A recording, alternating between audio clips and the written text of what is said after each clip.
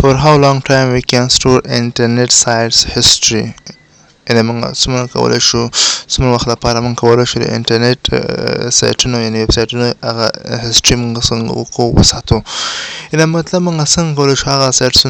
سایټس موږ کتلي وي غواړو چې هغه موږ دوامدار وخت لپاره وساتو غواړو کم وخت لپاره وساتو غواړو چې موږ یو ورځ لپاره وساتو باقي بل ورځ باندې څنګه وي هغه ډیلیټ شوي وي یعنې سیف نه کړي په سبب باندې چې کوم سایټونه موږ اوپن کوو هغه سایټونه څنګه کړي په هسټري کې ځان سره وساتي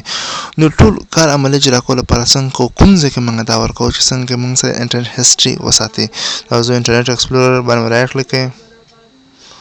صحیح شو رایټ کلیک انټرنیټ ایکسپلورر پراپرټیز صحیح شو کنه پراپرټیز باندې کلیک کړه بیا څنګه وکړئ تاسو چې راشئ هسټري ته وراشئ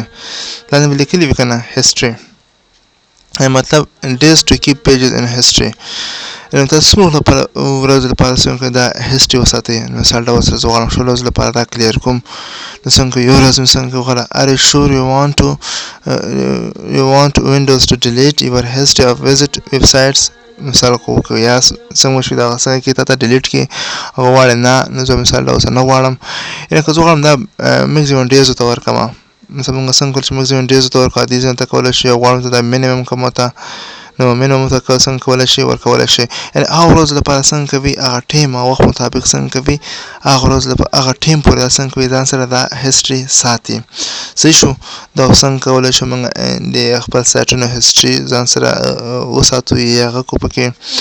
ولرو یا څنګه کولی شو موږ هغه ډیلیټ کړو یا مثلا څنګه کولی کلیر یې کړو یا مثلا څومره ورځو لپاره موږ غواړو هغه وساتو چې هغه ورځ څخه بعد څنګه شي هغه موږ سره موجود وي یا